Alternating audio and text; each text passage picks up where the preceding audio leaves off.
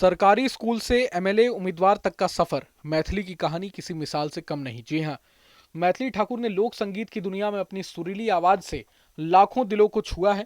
बिहार के मधुबनी की ये युवा प्रतिभा मात्र भजन या लोकगीत गाने वाली कलाकार नहीं है।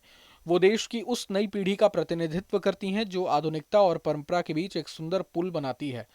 अब आज के दौर में युवा गायक वेस्टर्न म्यूजिक की तरफ भाग रहे थे, तब मैथिली ने अपनी जड़ों यानी मैथिली और भोजपुरी लोक संगीत को चुना और उसे डिजिटल युग की बुलंदियों तक पहुंचाया। राइजिंग स्टार जैसे मंच से लेकर सोशल मीडिया के विशाल मंच तक उनके हर वीडियो में सादगी, समर्पण और शुद्ध भारतीय संस्कृति की महक है।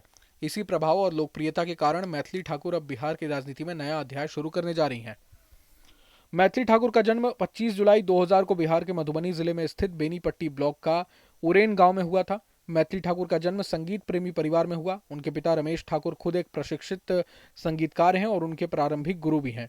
उनके दोनों छोटे भाई ऋषभ ठाकुर और अयाची ठाकुर भी संगीत की दुनिया में उनका साथ देते हैं। उनकी मां भारती ठाकुर होम मेकर हैं। परिवार मूल रूप से बिहार के इसी छोटे से गांव से जुड़ा है। रोजगार की तलाश में मैथिली के पिता दिल्ली आ गए थे और कई सालों तक यहीं रहे। मैथिली की पढ़ाई लिखाई भी दिल्ली में ही हुई है। मैथिली ठाकुर ने कई मीडिया इंटरव्यू में बताया है कि उन्होंने शुरुआती शिक्षा घर पर ही हासिल की थी। उनकी औपचारिक शिक्षा 11 से 12 साल की उम्र में शुरू हुई थी। मीडिया रिपोर्ट्स की माने तो मैथिली ठाकुर ने दिल्ली के सरकारी स्कूल से पढ़ाई शुरू की थी। उसके बाद परिवार के दिल्ली शिफ्ट हो जाने पर उनका एडमिशन बाल भवन इंटरनेशनल स्कूल में करवा दिया गया था। अपने हुनर के दम पर उन्हें स्कूल में स्कॉलरशिप मिल गई थी। फिर मैथिली ने 12वीं तक की पढ़ाई दिल्ली के इसी स्कूल से की थी।